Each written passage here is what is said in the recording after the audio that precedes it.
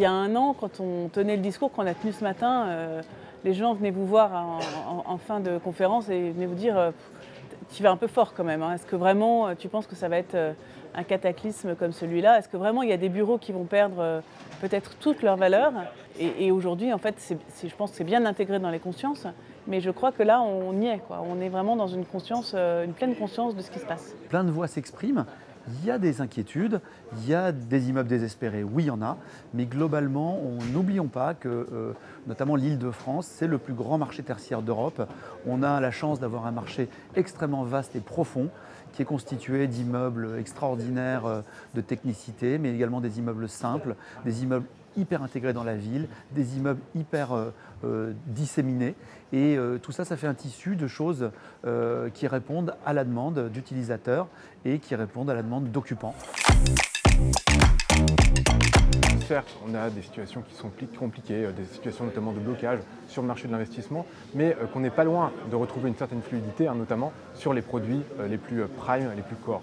Par contre, pour les actifs en difficulté ou pour les secteurs où il y a moins de demande, là, la situation va être plus compliquée, les choses vont mettre davantage de temps.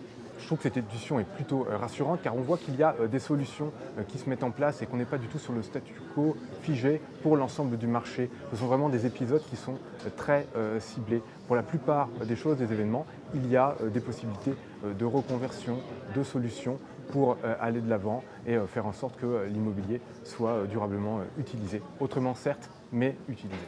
Nous sommes clairement à la fin d'une ère de croissance.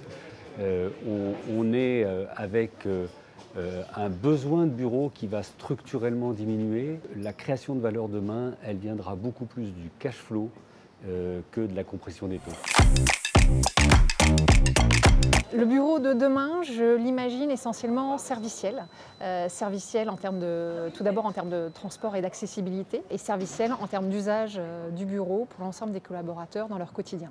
Déjà, il est central, ça, il n'y a aucun doute sur le sujet. Il est aussi qualitatif, de plus en plus, notamment vis-à-vis de l'environnement, ça va de soi.